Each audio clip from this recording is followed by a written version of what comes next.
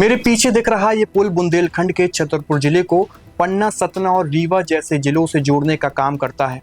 केन नदी पर बना ये पुल अब पूरी तरह से जर्जर हो चुका है। कई सालों पहले इसे डेड घोषित किया गया था, लेकिन अब तक ना तो इसका जीर्णोद्धार किया गया, ना ही कोई वैकल्पिक रास्ता ढूंढा गया।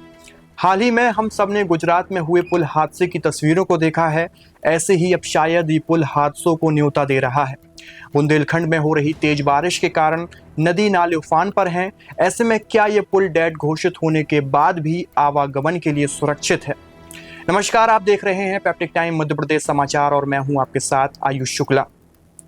दो जिलों को जोड़ने वाला केन नदी का ये पुल जर्जर हो चुका है। पुल की सड़क पर दरारें साफ तौर पर दिखाई दे रही हैं। 1956 में बने इस पुल की एक्सपायरी डेट भी निकल चुकी है। छतरपुर से पन्ना की ओर जाने वाले भारी वाहन इसी पुल से होकर गुजरते हैं। चारों ओर लगातार हो रही झमाझम बारिश से नदी नाले उफान पर आ गए हैं। वहीं केन नदी भी खतरे के निशान से कुछ ही पॉइंट नीचे बताई जा रही है। ऐसी स्थिति में छतरपुर पन्ना को जोड़ने वाला एकमात्र पुल अब जर्जर की स्थिति में बना हुआ है। इसके बाद भी इस पुल पर आवागमन चालू है। केन नदी के पुल के ऊपर जगह जगह गड्ढे हो गए हैं, साथ ही कई जगह दरारें भी साफ तौर पर दिखाई देती हैं।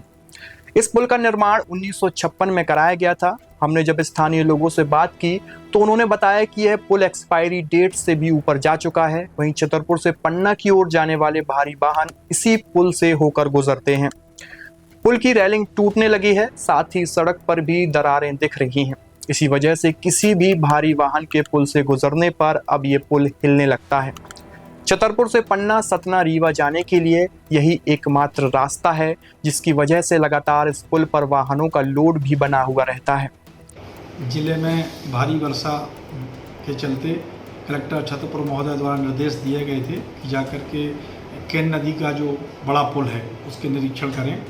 उसका प्रथम दृष्टया मैंने निरीक्षण किया है और उसका सुपर स्ट्रक्चर सुरक्षित है।